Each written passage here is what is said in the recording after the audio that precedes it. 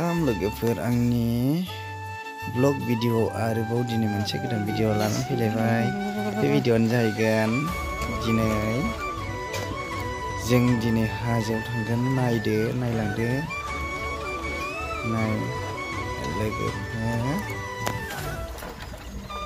नायलांदो। नैबे जाहैबाय जोंनि जायगानि हाजोआ।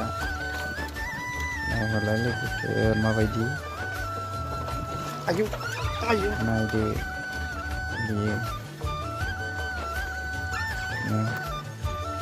एसेबा गोजौ, गोजाननिफ्राय गाहायनिफ्राय खाथियाव थांबा नायदो।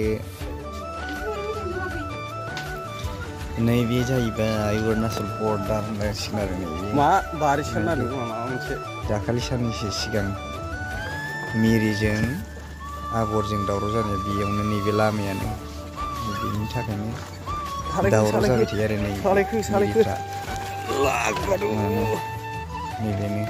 नैबे लामायानो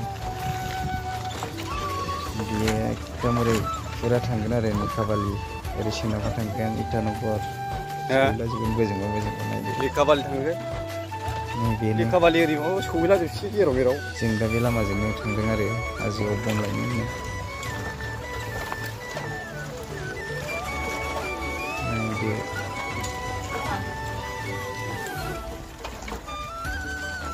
बेनो लामा गोदान बानायनाया राजगर, माने आबरफोरनि आरो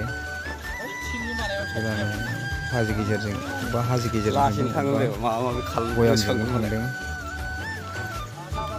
दाखालि दावराव जानायाबो ओरै सोनाबहा आरो बे जोंनि खिनियाव जायाखै, ओजों सोनाबहा बे लामाजों थांबानो खोलायनाय जादों आरो लामा खोलायबाय नोंहा बियो। सिगाङावबो दावराव जाफिनबाय आरो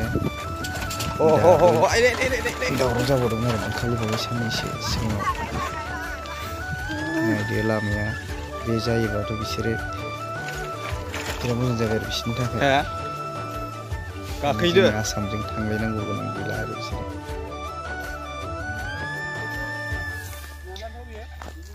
दसे बैग्रि जाबाय बेयाव।